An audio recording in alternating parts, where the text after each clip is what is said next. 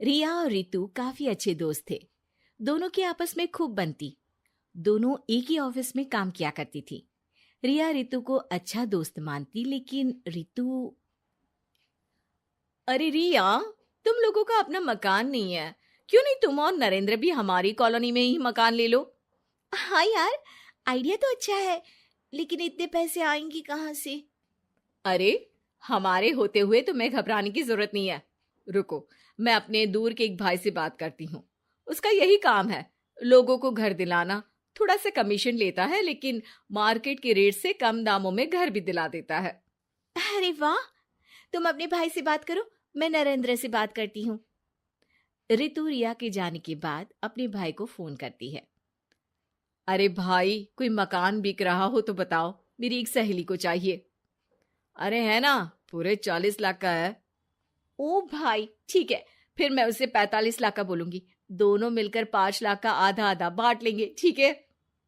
रितु रिया को मकान दिला देती है, लेकिन एक दिन उसका नया मकान देखने नरेंद्र की बहन आती है।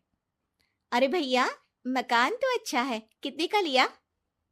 तुम्हारी भाभी की सहेली ने दिलवाया है, बड़ा ही ठीक रेट में मिल गया नीरू, सिर्फ 45 लाख का। तभी नीरू का पति बोलता है। नरेंद्र, ये तो बहुत महंगा है। मेरे दोस्त ने भी यही मकान सिर्फ 38 लाख में लिया है।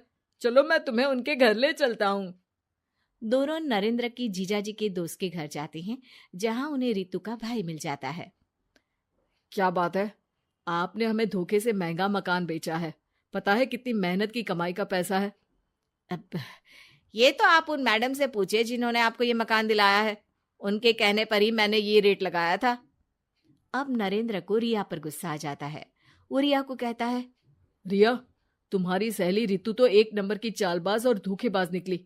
मैंने उसके कहने पर इस मकान के 7 लाख ज्यादा खर्च किया है। रिया को भी नरेंद्र की बात सही लगती है। वो चुप हो जाती है। अगले दिन रितु रिया से मिलती है। रितु, मुझे तुझसे ये उम्मीद नहीं थी। तुमने 38 लाख का मकान 45 लाख में हमें बिकवा दिया। रितु अपनी पोल खुलती देख जोर जोर से रोने लगती है। अरे मैंने क्या बुरा कर दिया, तेरा भला ही तो सोचा था।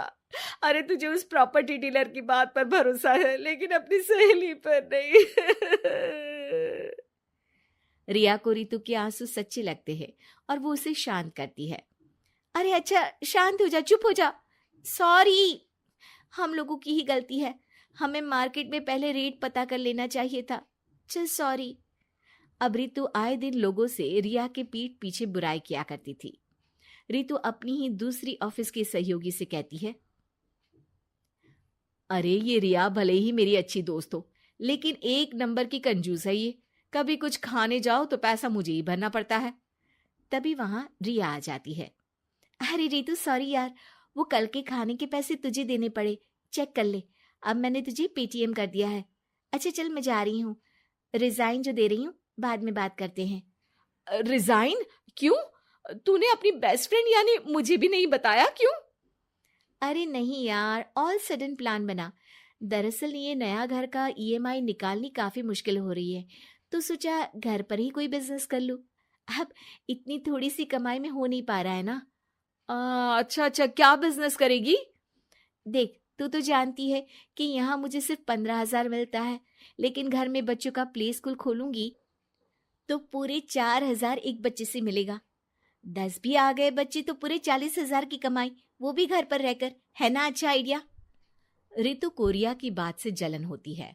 वो कहती है, अरे फिर 10 क्या, 50 बच्चे का ही सोचना।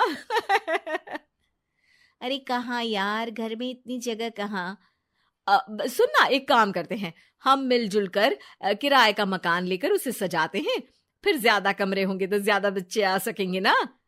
हाँ, लेकिन मैं एक बार नरेंद्र से पूछ लेती हूँ। रिया नरेंद्र को सारी बात बताती है। देख लो रिया, मुझे तुम्हारी इस सहेली में जरा सा भी विश्वास नहीं है। अरे नहीं नहीं, वो ऐसी नहीं है। मिलकर काम करेंगे, जो पैसे आएंगे आधे आधे बांट लेंगे। इसमें बुरा क्या है, काम भी अच्छा होगा। फिर क्या था, दोनों मिलकर काम शुरू करते हैं। पूरा कमरा बच्चों के हिसाब से सजा दिया जाता है। टीवी, फ्रिज, बेड और न जाने क्या क्या। तेरे और मेरे मिलाकर 2 लाख का खर्च हो गया। अरे कोई बात नहीं, पैसे कमाने के लिए इन्वेस्टमेंट तो करनी पड़ती है। अब इतनी बड़ी रकम है, अच्छा है कि दोनों ने मिलकर कर ली, वरना एक के बस की तो बात नहीं है। हाँ, लेकिन अब मैं ना एक बात बोलना चाहती हूँ।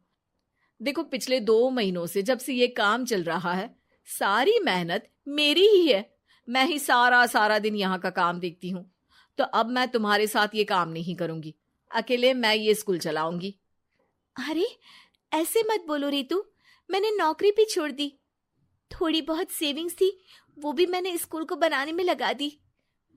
अब यार, तुम तो आलसी भी हो, मुझे नहीं लगता तुम ये काम कर पाओगी। रितु, नरेंद्र ठीक बोलते थे, तुम भरोसे के लायक नहीं हो। ये मेरी गलती है कि मैंने तुम पर विश्वास किया। अच्छा जी, तो गलती की ना। मैं तुमको तुम्हारे पैसे धीरे धीरे करके दे दूंगी। अच्छा होगा कि अब तुम यहां से निकल जाओ। बेचारी रिया सर झुकाकर घर वापस आ जाती है। नरेंद्र, वही हुआ जिसका डर था। रितु ने मुझे पार्टनरशिप से हटा दिया। मैं ये बात जानता था रिया, लेकिन मैंने तुम्हें इसलिए फोर्स नहीं किया क्योंकि जब तक तुम खुद धोखा नहीं खाती, तुम्हें अकल नहीं आती। हाँ, लेकिन अब वही जो पहले सोचा था। और फिर क्या, रिया घर से ही बच्चों को संभालने का काम शुरू कर देती है।